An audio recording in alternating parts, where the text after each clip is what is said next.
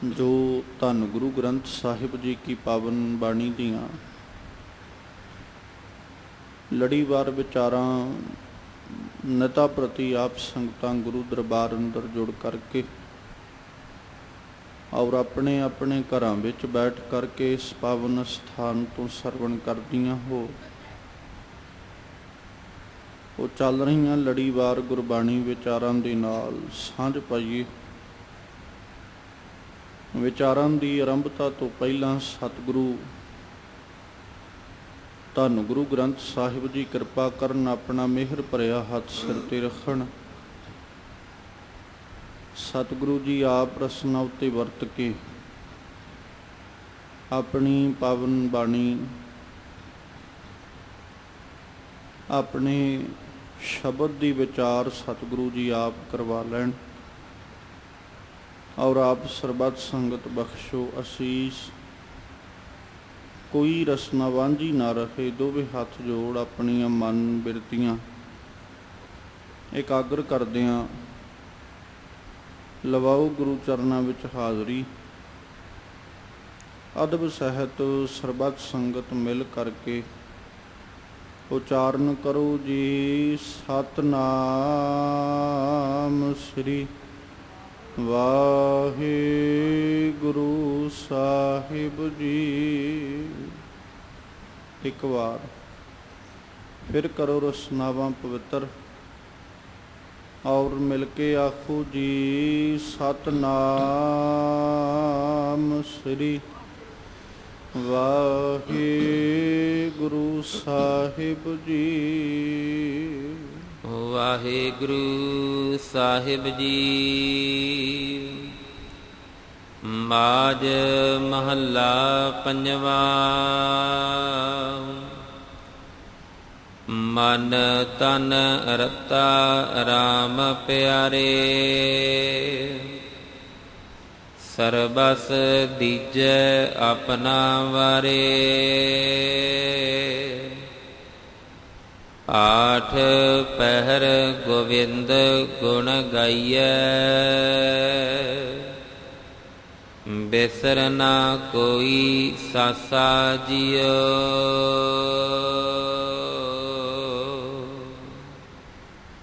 जिस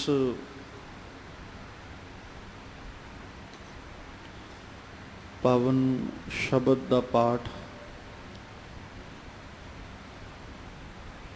आप संगत ने बड़े अदब सत्कार दे नाल प्यार सहित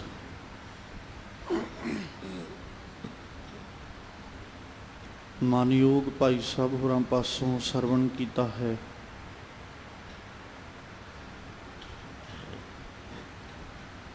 ये पावन वचन माझ राग दे अंदर धन गुरु अर्जन साहिब जी के मुखारबिंद तो उचारण किए हुए गुरु ग्रंथ साहिब जी के पावन अंग 108 के उपर सुभाईमान है। अज दे इन्हां पावन शब्दां पावन बचनां दे राहीं जो सतगुरु जी ने गुरु बाबा जी ने उपदेश सानू बख्शिश कीता है, जो ज्ञान साडी झोली विच पाया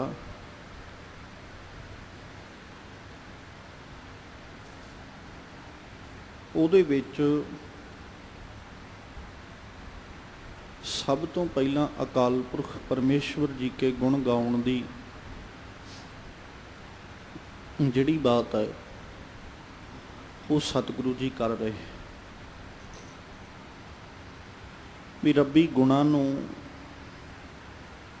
इस ढंग नाल गाइए या इस तरीके नाल सानू गाउणे चाहीदे ने कि ਉਹਦੀ याद तो बिना ਉਹਦੇ चिंतन तो बिना साडा ਇੱਕ ਵੀ ਸਵਾਸ ਜਿਹੜਾ ਉਹ ਨਾ ਗੁਜ਼ਰੇ, ਜਿਹਨੂੰ ਆਪਾਂ ਇਸ ਤਰੀਕੇ ਵੀ ਕਹਿ ਸਕਦੇ ਹਾਂ ਵੀ ਇੱਕ ਇੱਕ ਸਾਹ ਉਹਦੀ ਯਾਦ ਵਿੱਚ ਗੁਜ਼ਰੇ, ਉਹਦੇ ਚਿੰਤਨ ਵਿੱਚ ਗੁਜ਼ਰੇ, ਔਰ ਕੋਈ ਵੀ ਐਸਾ ਸਵਾਸ, ਐਸਾ ਸਾਹ ਨਾ ਹੋਵੇ ਜਿਸ ਸਵਾਸ, ਜਿਸ ਸਾਹ ਦੇ ਨਾਲ ਉਹ ਚੇਤੇ ਨਾ ਆਵੇ। ਸਾਹਿਬ ਜੀ ਨੇ ਅੱਜ ਪਹਿਲੋਂ ਪ੍ਰੇਮ ਦੀ, ਪਿਆਰ ਦੀ ਬਾਤ ਕੀਤੀ। ਖਿਆਲ ਰੱਖੀਏ, ਜਿੱਥੇ ਪ੍ਰੇਮ ਹੁੰਦਾ ਹੈ, ਪਿਆਰ ਹੁੰਦਾ ਹੈ, ਉੱਥੇ ਕਿਸੇ ਵੀ ਪ੍ਰਕਾਰ ਜਿਹੜਾ ਹੈ ਵਿਸਰਿਆ ਨਹੀਂ ਜਾਂਦਾ। ਜਿੱਥੇ ਪ੍ਰੇਮ ਹੈ, ਪਿਆਰ ਹੈ, ਉੱਥੇ ਯਾਦ ਵੀ ਹੈ ਤੇ ਚਿੰਤਨ ਵੀ ਹੈ। ਜਿੱਥੇ ਪ੍ਰੇਮ ਨਹੀਂ, ਪਿਆਰ ਨਹੀਂ, ਉੱਥੇ ਲੋਕ ਵਿਖਾਵਾ ਹੋ ਸਕਦਾ ਹੈ, ਚਿੰਤਨ ਦਾ ਤੇ ਯਾਦ ਦਾ।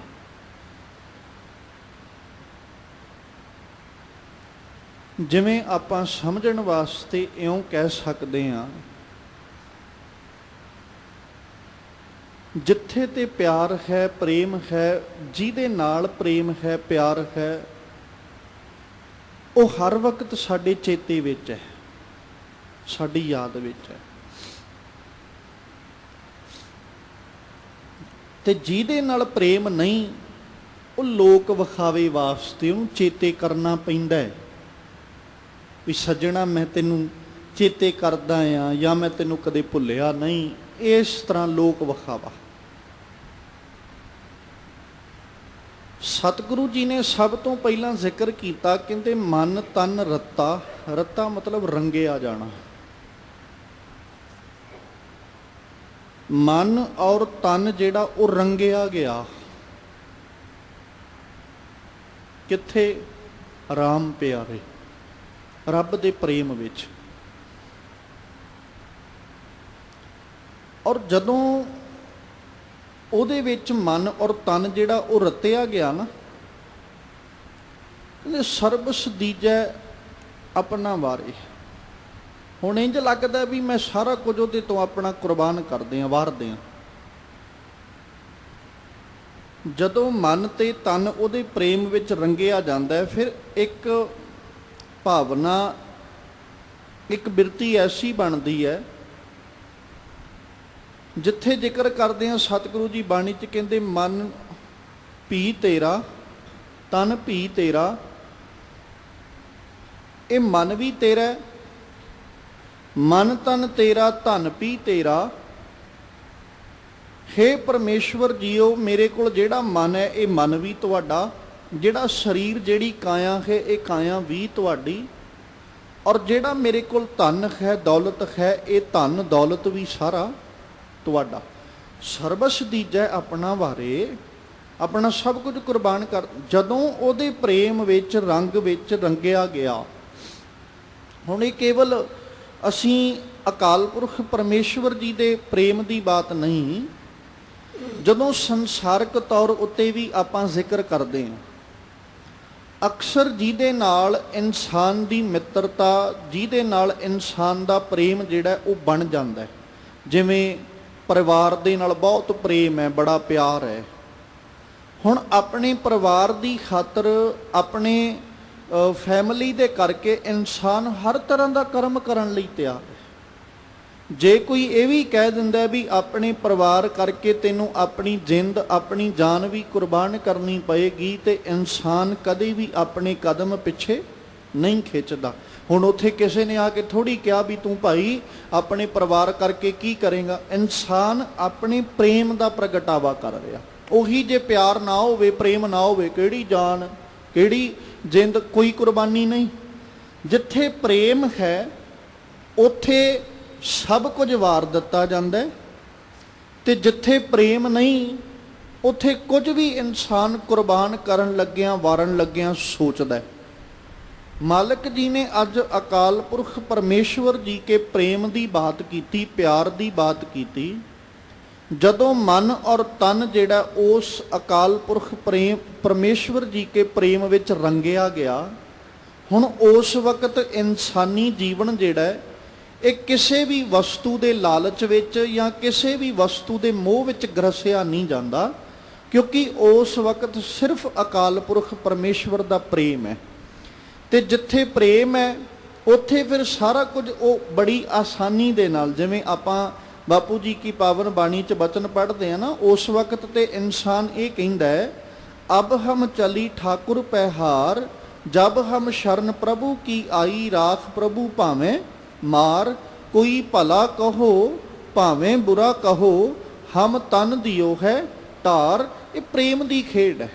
ਜਦੋਂ ਸਤਿਗੁਰੂ ਜੀ ਬਾਣੀ 'ਚ ਜ਼ਿਕਰ ਕਰਦੇ, ਮਾਲਕ ਕਹਿੰਦੇ, ਸਾਚੀ ਪ੍ਰੀਤ ਹਮ ਤੁਮ ਸਿਓ ਜੋਰੀ, ਤੁਮ ਸਿਓ ਜੋਰ ਅਵਰ ਸੰਗ ਤੋਰੀ।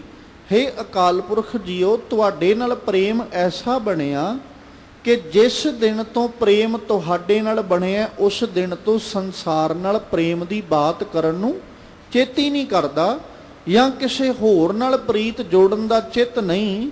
ਉਸ ਦਿਨ ਤੋਂ ਕੇਵਲ ਆਪ ਜੀ ਦੇ ਪ੍ਰੇਮ ਦੀਆਂ ਬਾਤਾਂ ਹੀ ਕਰਨ ਦਾ ਚਿੱਤ ਜਿਹੜਾ ਉਹ ਬਣਿਆ ਰਹਿੰਦਾ। ਹੁਣ ਉਹ ਐਸੀ ਖਿੰਚ ਤਣੀ ਗਈ, ਐਸਾ ਪ੍ਰੇਮ ਬਣ ਗਿਆ ਕਿ ਹੇ ਪਰਮੇਸ਼ਵਰ ਜੀਓ, ਤੋਰੀ ਨਾ ਟੂਟੈ ਸ਼ੋਰੀ ਨਾ ਛੂਟੈ, ਐਸੀ ਮਾਧੋ ਖਿੰਚ ਤਣੀ। ਹੇ ਮੇਰੇ ਪਰਮੇਸ਼ਵਰ ਜੀ, ਉਹ ਖਿੰਚ, ਉਹ ਪ੍ਰੇਮ ਹੀ ਇੰਨਾ ਕੁ ਬਣਿਆ ਵੀ ਹੁਣ ਚਾਹ ਕੇ ਵੀ ਛੱਡਿਆ ਨਹੀਂ ਜਾਂਦਾ। ਉਸ ਪ੍ਰੇਮ ਕਰਕੇ ਤੇ ਮੈਂ ਆਪਣਾ ਸਰਬਸ ਦੀਜੈ, ਆਪਣਾ ਵਾਰਿਸ ਸਭ ਕੁਝ ਕੁਰਬਾਨ ਕਰਨ ਲਈ ਤਿਆਰ ਹਾਂ।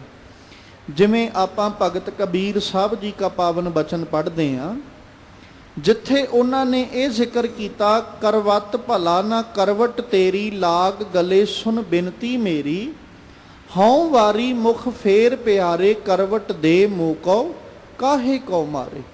ਜੋ ਤਨ ਚੀਰੈ ਅੰਗ ਨਾ ਮੋਰੋਂ, ਪਿੰਡ ਪਰੈ ਤੋ ਪ੍ਰੀਤ ਨਾ ਤੋਰੋਂ, ਹਮ ਤੁਮ ਬੀਚ ਭਇਓ ਨਹੀਂ ਕੋਈ, ਤੁਮ ਹੈ ਸੋਕੰਤ ਨਾਰ ਹਮ। ਜਦੋਂ ਆਪਾਂ ਜ਼ਿਕਰ ਕੀਤਾ, ਸਾਹਿਬ ਜੀ ਕਹਿੰਦੇ ਭਗਤ ਕਬੀਰ ਸਾਹਿਬ, ਜੋ ਤਨ ਚੀਰੈ ਅੰਗ ਨਾ ਮੋਰੋਂ, ਪਿੰਡ ਪਰੈ ਤੋ ਪ੍ਰੀਤ ਨਾ ਤੋਰੋਂ, ਵੀ ਮੇਰਾ ਸਰੀਰ ਵੀ ਭਾਵੇਂ ਕਿਉਂ ਨਾ ਸੜ ਜਾਏ, ਜੇ ਕੋਈ ਮੇਰੇ ਸਰੀਰ ਨੂੰ ਚੀਰ ਵੀ ਦਏ ਤੇ ਮੈਂ ਆਪਣੇ ਅੰਗ ਨੂੰ ਕਦੇ ਵੀ ਪਿੱਛੇ ਨਹੀਂ ਕਰਾਂਗਾ, ਕਿਉਂਕਿ ਉਦੋਂ ਸਿਰਫ ਗੱਲ ਪ੍ਰੇਮ ਦੀ ਹੈ ਕਿ ਰੱਬ ਜੀਓ, ਤੁਹਾਡੇ ਪ੍ਰੇਮ ਕਰਕੇ, ਤੁਹਾਡੀ ਪ੍ਰੀਤ ਕਰਕੇ ਮੈਂ ਆਪਣੇ ਸਿਰ ਉੱਤੇ, ਆਪਣੇ ਸੀਸ ਉੱਤੇ ਆਰਾ ਤੇ ਚਲਵਾ ਸਕਦਾ ਹਾਂ, ਪਰ ਕਦੇ ਇਹ ਪ੍ਰਵਾਨ ਨਹੀਂ ਕਰਾਂਗਾ ਕਿ ਤੁਹਾਡੀ ਪਿੱਠ ਮੇਰੇ ਵੱਲ ਹੋਵੇ ਤੇ ਮੈਂ ਤੁਹਾਡੇ ਪ੍ਰੇਮ ਤੋਂ ਸਖਣਾ ਹੋਵਾਂ। ਤੁਹਾਡਾ ਪ੍ਰੇਮ ਹਿਰਦੇ 'ਚ ਬਣਿਆ ਰਹੇ, ਤੁਹਾਡਾ ਮੁਖ ਮੇਰੇ ਵੱਲ ਸਦੀਵ ਬਣਿਆ ਰਹੇ, ਔਰ ਆਪ ਜੀ ਦੇ ਸਨਮੁਖ ਹੋ ਕੇ ਜੇ ਮੈਨੂੰ ਮਰਨਾ ਵੀ ਪੈ ਜਾਏ ਤੇ ਮੈਂ ਮੌਤ ਵੀ ਆਪਣੇ ਗਲ ਨਾਲ ਲਾ ਲਵਾਂਗਾ, ਮੌਤ ਨੂੰ ਵੀ ਪ੍ਰਵਾਨ ਕਰ ਲਵਾਂਗਾ, ਕਿਉਂਕਿ ਜਿਸ ਦਿਨ ਦਾ ਆਪ ਜੀ ਨਾਲ ਪ੍ਰੇਮ ਬਣਿਆ, ਉਸ ਦਿਨ ਤੋਂ ਇਹ ਚਿੱਤ ਕਰਦਾ ਕਿ ਸਰਬਸ ਦੀਜੈ ਆਪਣਾ ਵਾਰੀ, ਕਿ ਮੈਂ ਆਪਣਾ ਸਭ ਕੁਝ ਤੇਰੇ ਤੋਂ ਕੁਰਬਾਨ ਕਰ ਦਿਆਂ। ਹੇ ਪਰਮੇਸ਼ਵਰ ਜੀਓ, ਆਪਣਾ ਸਭ ਕੁਝ ਤੁਹਾਡੇ ਤੋਂ ਵਾਰ ਦਿਆਂ, ਜਿਸ ਦਿਨ ਦਾ ਮਨ ਤੇ ਤਨ ਤੁਹਾਡੇ ਪ੍ਰੇਮ ਵਿੱਚ ਰੰਗਿਆ ਗਿਆ। ਫਿਰ ਕਹਿੰਦੇ, ਆਠ ਪਹਿਰ ਗੋਵਿੰਦ ਗੁਣ ਗਾਈਐ, ਬਿਸਰ ਨਾ ਕੋਈ ਸਾਸਾ ਜੀਓ। ਹੁਣ ਅੱਠੇ ਪੈਰ ਪਰਮੇਸ਼ਵਰ ਜੀਓ, ਮੈਂ ਤੁਹਾਡੇ ਗੁਣਾਂ ਨੂੰ ਗਾਉਂਦਾ ਰਵਾਂ, ਤੇ ਐਸਾ ਕੋਈ ਵੀ ਸਾਸ, ਇੱਦਾਂ ਦਾ ਕੋਈ ਵੀ ਸਾਹ ਨਾ ਹੋਵੇ ਜਿਸ ਸਾਹ ਨਾਲ ਤੂੰ ਚੇਤੇ ਨਾ ਆਵੇਂ। ਇੱਕ ਇੱਕ ਸਵਾਸ ਨਾਲ ਤੇਰੀ ਯਾਦ, ਜਿਵੇਂ ਆਪਾਂ ਮਾਲਕ ਜੀ ਕਾ ਪਾਵਨ ਬਚਨ ਪੜ੍ਹਦੇ ਹਾਂ, ਭਗਤ ਕਬੀਰ ਸਾਹਿਬ ਵੀ ਜ਼ਿਕਰ ਕਰਦੇ ਆ, ਕਹਿੰਦੇ, ਕਰ ਬੰਦੇ ਤੂੰ ਬੰਦਗੀ ਜਿਚਰ ਘਟ ਮੈਂ ਸਾਹ। ਜਿੰਨਾ ਚਿਰ ਘਟ ਦੇ ਅੰਦਰ, ਇਸ ਸਰੀਰ ਦੇ ਅੰਦਰ ਸਵਾਸ ਚੱਲਦੇ ਨੇ, ਉਹਨਾਂ ਚਿਰ ਤੂੰ ਉਹਦੀ ਬੰਦਗੀ ਕਰਦਾ ਰਹੋ। ਇੱਕ ਵੀ ਸਵਾਸ ਐਸਾ ਨਾ ਹੋਵੇ ਜਿਹੜਾ ਉਹਦੀ ਬੰਦਗੀ ਤੋਂ, ਉਹਦੀ ਯਾਦ ਤੋਂ ਸਖਣਾ ਹੋਵੇ, ਜਾਂ ਉਹਦੀ ਯਾਦ ਤੋਂ ਬਿਨਾਂ ਇੱਕ ਵੀ ਸਵਾਸ ਗੁਜ਼ਰੇ। ਜਿਵੇਂ ਆਪਾਂ ਸਤਿਗੁਰੂ ਜੀ ਕਾ ਪਾਵਨ ਬਚਨ ਪੜ੍ਹਦੇ ਆ ਹੋਇਆ, ਕਿਉਂਕਿ ਜਦੋਂ ਗੁਰਬਾਣੀ ਪੜ੍ਹਦੇ ਆ, ਗੁਰਬਾਣੀ ਦੇ ਅੰਦਰ ਸਤਿਗੁਰੂ ਜੀ ਇਸ ਚੀਜ਼ ਨੂੰ ਸਮਝਾਉਂਦੇ ਆ, ਇੱਥੋਂ ਤੱਕ ਵੀ ਜ਼ਿਕਰ ਕਰਦੇ ਵੀ ਜਿਹੜਾ ਇੱਕ ਵੀ ਸਵਾਸ ਪਰਮੇਸ਼ਵਰ ਜੀਓ ਤੁਹਾਡੇ ਚਿੰਤਨ ਤੋਂ ਬਿਨਾਂ ਗੁਜ਼ਾਰਨਾ ਹੈ ਉਹ ਇਉਂ ਲੱਗਦਾ ਕਿ ਜਿਵੇਂ ਮੇਰਾ ਆਖਰੀ ਸਵਾਸ ਹੈ ਤੇ ਮਾਨੋ ਉਦੋਂ ਬਾਅਦ ਵਿੱਚ ਮੇਰੀ ਮੌਤ ਹੈ, ਜਿਸ ਸਵਾਸ ਨਾਲ ਜਿਸ ਸਾਹ ਨਾਲ ਤੂੰ ਮੈਨੂੰ ਵਿਸਰ ਜਾਏ। ਇਸ ਲਈ ਮੇਰਾ ਇੱਕ ਵੀ ਸਵਾਸ ਜਿਹੜਾ ਹੈ ਉਹ ਪਰਮੇਸ਼ਵਰ ਜੀਓ ਤੁਹਾਡੇ ਚਿੰਤਨ ਤੋਂ ਬਿਨਾਂ ਨਾ ਗੁਜ਼ਰੇ। ਅੱਠੇ ਪਹਿਰ ਤੁਹਾਡੀ ਯਾਦ, ਤੁਹਾਡਾ ਚਿੰਤਨ ਮੇਰੇ ਹਿਰਦੇ ਵਿੱਚ ਬਣਿਆ ਰਹੇ, ਤੁਹਾਡੀ ਯਾਦ ਮੇਰੇ ਹਿਰਦੇ ਵਿੱਚ ਬਣੀ ਰਹੇ, ਔਰ ਇੱਕ ਵੀ ਸਵਾਸ ਵਿਸਰਨਾ, ਕੋਈ ਵੀ ਸਵਾਸ ਜਿਹੜਾ ਹੈ ਉਹ ਤੂੰ ਮੈਨੂੰ ਭੁੱਲੇ ਨਾ। ਜਿਹਨੂੰ ਆਪਾਂ ਜਦੋਂ ਸਾਹਿਬ ਜੀ ਕੀ ਪਾਵਨ ਬਾਣੀ ਪੜ੍ਹਦੇ ਹਾਂ, ਮਾਲਕ ਜੀ ਜ਼ਿਕਰ ਕਰਦੇ ਆ, ਕਹਿੰਦੇ ਦਮ ਦਮ ਸਦਾ ਸੰਭਾਲਦਾ ਦਮ ਨਾ ਬਿਰਥਾ ਜਾਏ। ਇੱਕ ਇੱਕ ਦਮ ਦੇ ਨਾਲ, ਇੱਕ ਇੱਕ ਸਵਾਸ ਦੇ ਨਾਲ ਉਹਨੂੰ ਸੰਭਾਲਣਾ ਤੇ ਉਹਦੇ ਚਿੰਤਨ ਤੋਂ ਬਿਨਾਂ ਇੱਕ ਵੀ ਦਮ ਜਿਹੜਾ ਉਹਨੂੰ ਵਿਅਰਥ ਜਾਣ ਦੇਣਾ। ਕੋਈ ਵੀ ਦਮ ਜਿਹੜਾ ਉਹ ਵਿਅਰਥ ਨਾ ਜਾਵੇ, ਇੱਕ ਇੱਕ ਦਮ ਦੇ ਨਾਲ ਤੇਰਾ ਚਿੰਤਨ ਹਿਰਦੇ ਵਿੱਚ ਬਣਿਆ ਰਹੇ। ਸੋਈ ਸਾਜਨ ਮੀਤ ਪਿਆਰਾ, ਰਾਮ ਨਾਮ ਸਾਧ ਸੰਗ ਵਿਚਾਰਾ। ਸਾਧੂ ਸੰਗ ਤਰੀਜੈ ਸਾਗਰ, ਕਟਿਐ ਜਮ ਕੀ ਫਾਸਾ ਜਿਉ।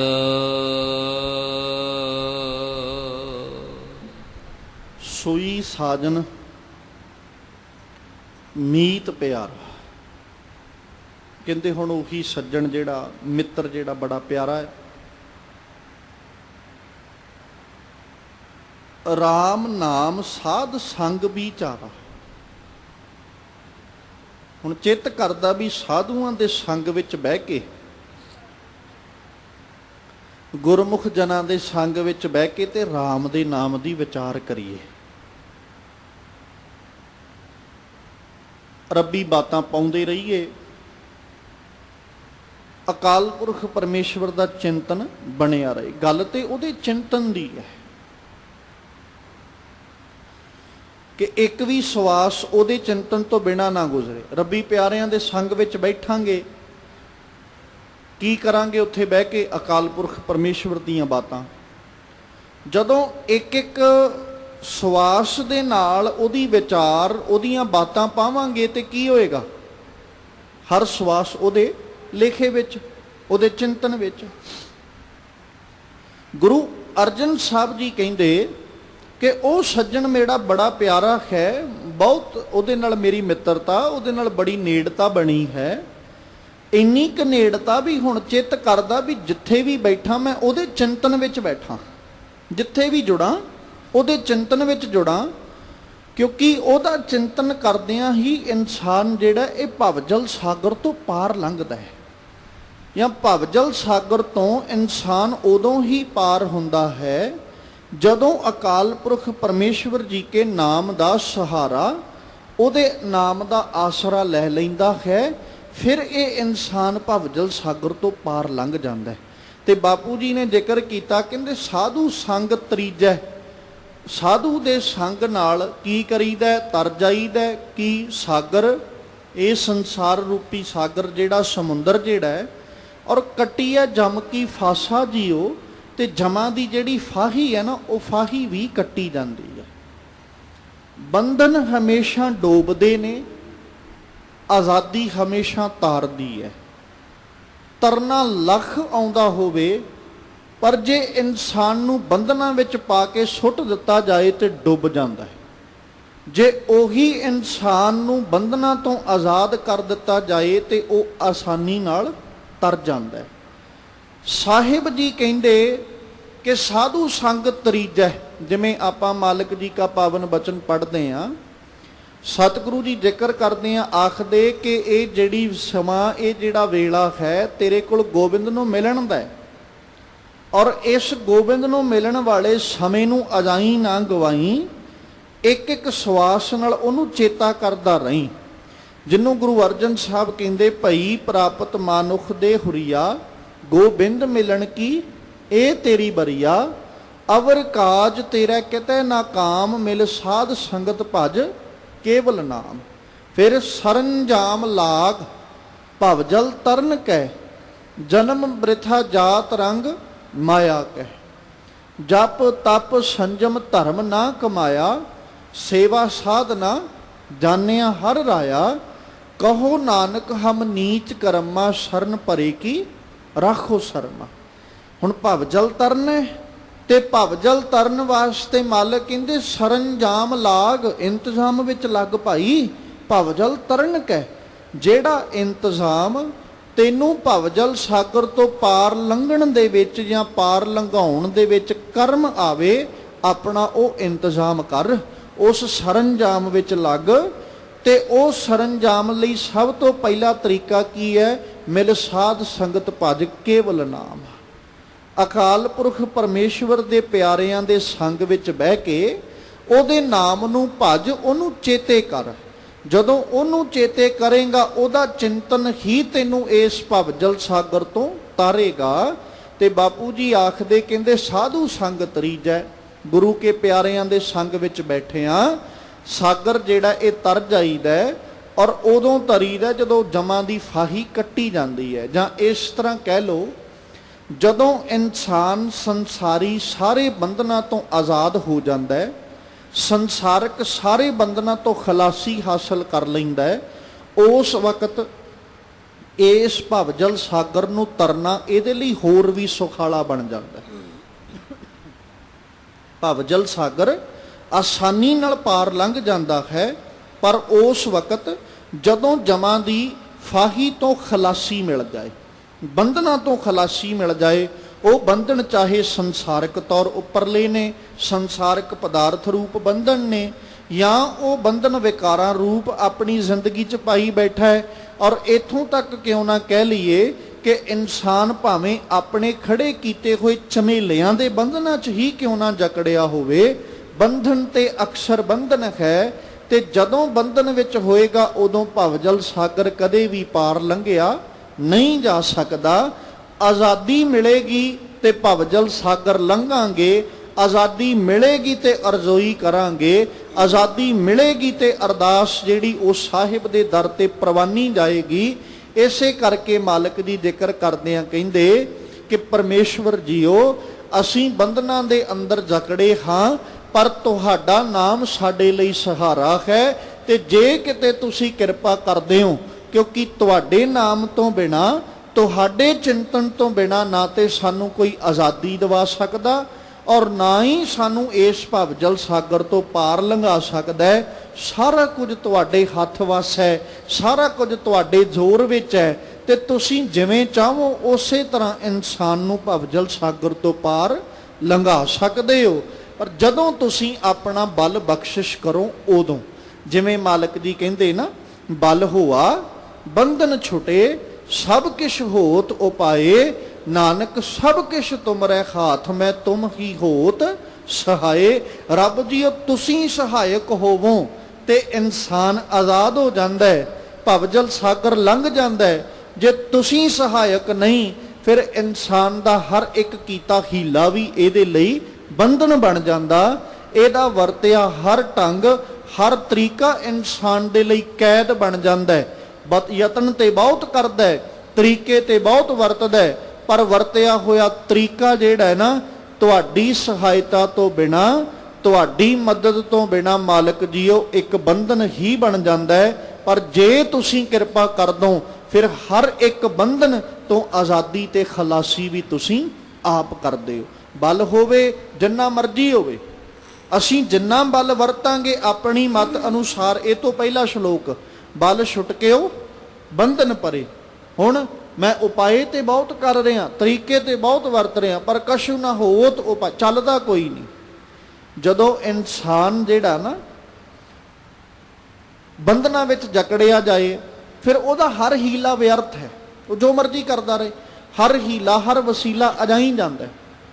ਹੁਣ ਕਛੂ ਨਾ ਹੋਤ ਉਪਾਏ, ਤੇ ਫਿਰ ਕਿਹਾ ਕਿ ਕਹੋ ਨਾਨਕ ਅਬ ਓਟ ਹਰ। ਰੱਬ ਜੀਓ ਹੁਣ ਤੁਹਾਡਾ ਆਸਰਾ, ਗੱਜ ਜਿਉ ਹੋਤ ਸਹਾਏ, ਇਉਂ ਸਹਾਇਕ ਹੋਏਗਾ ਜਿਵੇਂ ਬਹੁਤ ਵੱਡੀ ਤਾਕਤ ਤੇ ਬੜਾ ਵੱਡਾ ਬਲ ਹੈ। ਤੁਸੀਂ ਕਿਰਪਾ ਕਰਕੇ ਆਪ ਖਲਾਸੀ ਦਿਵਾਓ। ਸਾਹਿਬ ਜੀ ਕਹਿੰਦੇ, ਹੇ ਪਰਮੇਸ਼ਵਰ ਜੀਓ, ਸੰਸਾਰ ਉੱਤੇ ਰਹਿੰਦੇ ਆ, ਤੂੰ ਹੀ ਸਾਡਾ ਸਭ ਤੋਂ ਪਿਆਰਾ ਮਿੱਤਰ ਹੈ। ਤੂੰ ਹੀ ਸਾਡਾ ਸਭ ਤੋਂ ਪਿਆਰਾ ਮੀਤ ਤੇ ਸੱਜਣ ਹੈ। ਤੇ ਆਪਣੇ ਸਾਧੂ ਦੇ ਸੰਗ ਵਿੱਚ ਬਹਿ ਕੇ ਮੈਂ ਹਰ ਵਕਤ ਤੁਹਾਨੂੰ ਚੇਤੇ ਕਰਦਾ ਰਵਾਂ, ਤੁਹਾਡੀ ਯਾਦ ਮੇਰੇ ਹਿਰਦੇ ਵਿੱਚ ਬਣੀ ਰਵੇ, ਤੇ ਮੈਂ ਉਹਨਾਂ ਸਾਧੂਆਂ ਦਾ ਸੰਗ ਕਰਦਿਆਂ ਹੋਇਆਂ ਇਹ ਭਵਜਲ ਸਾਗਰ ਆਸਾਨੀ ਨਾਲ ਲੰਘ ਜਾਵਾਂ, ਤੇ ਮੇਰੇ ਜਮਾਂ ਦੀ ਫਾਹੀ ਪਰਮੇਸ਼ਵਰ ਜੀਓ ਆਪ ਕਿਰਪਾ ਕਰਕੇ ਤੁਸੀਂ ਕੱਟ ਦੇਵੋ। ਚਾਰ ਪਦਾਰਥ ਹਰ ਕੀ ਸੇਵਾ, ਪਾਰ ਜਾਤ ਜਪ ਅਲਖ ਅਪੇਵਾ। ਕਾਮ ਕ੍ਰੋਧ ਕਿਲ ਬਿਖ ਗੁਰ ਕਾਟੇ,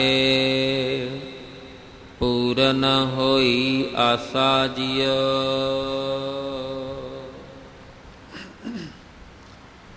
ਚਾਰ ਪਦਾਰਥ ਇਨਸਾਨੀ ਜਿੰਨਾ ਜੀਵਨ ਯਤਨਸ਼ੀਲ ਹੈ ਨਾ, ਜਿੰਨਾ ਜੀਵਨ ਯਤਨਸ਼ੀਲ ਹੈ, ਇਹ ਸਿਰਫ ਇਹਨਾਂ ਚਾਰ ਪਦਾਰਥਾਂ ਕਰਕੇ ਹੀ ਹੈ। ਜੇ ਇਦਾਂ ਕਹਿ ਲਈਏ ਨਾ ਵੀ ਇਨਸਾਨੀ ਜੀਵਨ ਖੜਾ ਹੀ ਇਹਨਾਂ ਚਾਰ ਪਦਾਰਥਾਂ ਤੇ ਹੈ, ਤੇ ਕੋਈ ਅਤ ਕਥਨੀ ਨਹੀਂ। ਇਹਨਾਂ ਵਾਸਤੇ ਜੋ ਵੀ ਇਨਸਾਨ ਕਰਦਾ ਉਹ ਇਹਨਾਂ ਵਾਸਤੇ, ਚਾਰਾਂ ਪਦਾਰਥਾਂ ਵਾਸਤੇ ਹੀ ਕਰਦਾ ਹੈ। ਧਰਮ, ਅਰਥ, ਕਾਮ ਔਰ ਮੋਖ, ਚਾਰ ਪਦਾਰਥ। ਮੇਰਾ ਧਰਮ ਬਣਿਆ ਰਹੇ, ਇਨਸਾਨ ਯਤਨ ਕਰਦਾ ਹੈ। ਅਰਥ, ਆਪਣੇ ਮਨੋਰਥ ਤੱਕ ਪਹੁੰਚਣ ਲਈ ਫਿਰ ਯਤਨਸ਼ੀਲ। ਕਾਮ, ਕਾਮਨਾਵਾਂ। ਮੋਕਸ਼, ਮੁਕਤੀ ਵੀ ਮਿਲਣੀ ਚਾਹੀਦੀ ਹੈ। ਮੇਰੀਆਂ ਕਾਮਨਾਵਾਂ ਵੀ ਪੂਰੀਆਂ ਹੋਣ, ਮੈਂ ਧਰਮ ਵੀ ਕਮਾਉਂਦਾ ਰਵਾਂ, ਮੇਰੀ ਜ਼ਿੰਦਗੀ ਦਾ ਮਨੋਰਥ ਜਿਹੜਾ ਮੈਨੂੰ ਉਹ ਵੀ ਮਿਲਦਾ ਰਹੇ, ਤੇ ਮੈਨੂੰ ਮੁਕਤੀ ਵੀ ਮਿਲ ਜਾਏ। ਹੁਣ ਸਾਰੇ ਯਤਨ ਇਹਦੇ ਕਰਕੇ ਹੀ ਹੈ। ਇਨਸਾਨ ਧਰਮ ਕਮਾਉਂਦਾ ਮੁਕਤੀ ਵਾਸਤੇ, ਤੇ ਫਿਰ ਕਾਮਨਾਵਾਂ ਪੂਰੀਆਂ ਕਰਨ ਵਾਸਤੇ ਭੱਜਿਆ ਫਿਰਦਾ। ਜ਼ਿੰਦਗੀ ਦੇ ਮਨੋਰਥ ਨੂੰ ਹਾਸਲ ਕਰਨ ਲਈ ਆਪ ਹੀ ਮਨੋਰਥ ਮਿੱਥੀ ਜਾਂਦਾ ਹੈ, ਆਪ ਹੀ ਉਹਨੂੰ ਹਾਸਲ ਕਰਨ ਪਿੱਛੇ ਦੌੜੀ ਜਾਂਦਾ ਹੈ। ਪਰ ਅਸਲ ਵਿੱਚ ਮਕਸਦ ਜੀਵਨ ਦਾ ਕੀ ਸੀ, ਉਹਨੂੰ ਸਮਝਣ ਤੋਂ ਅਜਾਂ ਹੀ ਰਹਿ ਗਿਆ। ਹੁਣ ਗੁਰੂ ਬਾਬਾ ਜੀ ਨੇ ਕਿਰਪਾ ਕੀਤੀ, ਕਹਿੰਦੇ ਚਾਰ ਪਦਾਰਥ, ਇਹ ਚਾਰੇ ਪਦਾਰਥ ਹਰ ਕੀ ਸੇਵਾ, ਰੱਬ ਦੀ ਸੇਵਾ ਵਿੱਚ ਨੇ। ਜਾਂ ਇਉਂ ਕਹਿ ਲਓ, ਰੱਬ ਦੀ ਸੇਵਾ ਹੀ ਇਹ ਚਾਰ ਪਦਾਰਥ ਨੇ। ਦੋਵੇਂ ਚੀਜ਼ਾਂ, ਰੱਬ ਦੀ ਸੇਵਾ ਵਿੱਚ ਚਾਰ ਪਦਾਰਥ ਨੇ, ਜਾਂ ਰੱਬ ਦੀ ਸੇਵਾ ਹੀ ਚਾਰ ਪਦਾਰਥ ਨੇ। ਸਾਨੂੰ ਸੇਵਾ ਕਰਨੀ ਆ ਗਈ, ਚਾਰੇ ਪਦਾਰਥ ਮਿਲ ਜਾਣਗੇ। ਧਰਮ ਵੀ ਮਿਲ ਜਾਏਗਾ, ਜ਼ਿੰਦਗੀ ਦਾ ਅਰਥ ਵੀ ਸਮਝ ਆ ਜਾਏਗਾ, ਸਾਨੂੰ ਸਾਡੀਆਂ ਕਾਮਨਾਵਾਂ ਵੀ ਪੂਰੀਆਂ ਹੋ ਜਾਣਗੀਆਂ, ਔਰ ਮੋਕਸ਼ ਵੀ ਮਿਲ ਜਾਏਗਾ। ਜਿਵੇਂ ਆਪਾਂ ਮਾਲਕ ਜੀ ਕਾ ਪਾਵਨ ਬਚਨ, ਕਿਉਂਕਿ ਇਸੇ ਵਿੱਚ ਜ਼ਿਕਰ ਕਰਦੇ ਹਾਂ, ਸਤਿਗੁਰੂ ਜੀ ਨੇ ਅਗਲੀ ਪੰਕਤੀ 'ਚ ਕਿਹਾ, ਕਹਿੰਦੇ ਪਾਰ ਜਾਤ ਜਪ ਅਲਖ ਅਪੇਵਾ। ਪਾਰ ਜਾਤ ਕਹਿੰਦੇ ਨੇ ਕਲਪ ਬ੍ਰਿਸ਼ ਨੂੰ। ਕਲਪ ਬ੍ਰਿਸ਼ ਕਿਹਾ ਜਾਂਦਾ ਕਾਮਨਾਵਾਂ ਦਾ ਰੁੱਖ, ਵੀ ਉਹ ਰੁੱਖ ਜਿਹਨੂੰ ਮੰਨਿਆ ਜਾਂਦਾ ਕਿ ਸਵਰਗ ਵਿੱਚ ਲੱਗਾ ਹੋਇਆ, ਤੇ ਇਸ ਰੁੱਖ ਦੇ ਹੇਠਾਂ ਬਹਿ ਕੇ ਜਿਹੜਾ ਕੁਝ ਵੀ ਮੰਗਾਂਗੇ ਉਹੀ ਵਸਤੂ, ਉਹ ਪਦਾਰਥ ਰੁੱਖ ਨੂੰ ਫਲ ਵਜੋਂ ਲੱਗ ਜਾਂਦਾ। ਬੰਦਾ ਤੋੜ ਲਵੇ ਤੇ ਮੁੜ ਕੇ ਇੱਛਾ ਪੂਰੀ ਹੋ ਜਾਂਦੀ। ਇਹਨੂੰ ਕਲਪ ਬ੍ਰਿਸ਼, ਪਾਰਜਾਤ ਰੁੱਖ ਵੀ ਆਖਿਆ ਜਾਂਦਾ ਹੈ। ਮਾਲਕ ਕਹਿੰਦੇ ਤੂੰ ਪਾਰਜਾਤ ਨੂੰ ਜਪ, ਕਿਉਂਕਿ ਸਵਰਗ ਵਿੱਚ ਜਾ ਕੇ ਰੁੱਖ ਹੈ ਨਹੀਂ ਹੈ ਇਹਦਾ ਕੋਈ ਅੰਦਾਜ਼ਾ ਨਹੀਂ। ਸੰਸਾਰ ਤੇ ਰਹਿੰਦੇ ਆ, ਜਿਹੜਾ ਪਾਰਜਾਤ ਹੈ ਉਹਨੂੰ ਤੇ ਜਪ। ਪਾਰਜਾਤ ਇੱਥੇ ਲਫ਼ਜ਼ ਵਰਤੇ ਗਏ ਅਕਾਲ ਪੁਰਖ ਪਰਮੇਸ਼ਵਰ ਜੀ ਵਾਸਤੇ, ਜਿਹਨੂੰ ਆਪਾਂ ਜਦੋਂ ਸਾਹਿਬ ਜੀ ਕੀ ਪਾਵਨ ਬਾਣੀ ਪੜ੍ਹਦੇ ਤੇ ਮਾਲਕ ਜੀ ਕਹਿੰਦੇ ਇੱਛਾ ਪੂਰਕ ਸਰਬ ਸੁਖ ਦਾਤਾ ਹਰ, ਜਾ ਕੇ ਵਸ ਹੈ ਕਾਮ ਧੇਨਾ, ਸੋ ਐਸਾ ਹਰ ਧਿਆਈਐ ਮੇਰੇ ਜੀੜੇ, ਤਾਂ ਸਰਬ ਸੁਖ ਪਾਵੇਂ ਮੇਰੇ ਮਨਾ। ਹੁਣ ਮਾਲਕ ਜੀ ਕਹਿੰਦੇ ਚਾਰ ਪਦਾਰਥ ਹਰ ਕੀ ਸੇਵਾ, ਚਾਰੇ ਪਦਾਰਥ ਰੱਬ ਜੀ ਦੀ ਸੇਵਾ ਵਿੱਚ ਨੇ। ਹੁਣ ਕਿਵੇਂ ਨੇ? ਅਕਾਲ ਪੁਰਖ ਪਰਮੇਸ਼ਵਰ ਜੇ ਇੱਛਾ ਪੂਰਕ, ਅਸੀਂ ਜਿੱਥੇ ਸੰਸਾਰਕ ਤੌਰ ਉੱਤੇ ਯਤਨ ਕਰਦੇ ਹਾਂ ਚਾਰੇ ਪਦਾਰਥਾਂ ਨੂੰ ਹਾਸਲ ਕਰਨ ਵਾਸਤੇ, ਉਹਨਾਂ ਯਤਨਾਂ ਨੂੰ ਕਰਦਿਆਂ ਹੋਇਆਂ ਸਾਨੂੰ ਸਾਡੀਆਂ ਕਾਮਨਾਵਾਂ ਤੇ ਮਿਲ ਜਾਂਦੀਆਂ ਨੇ।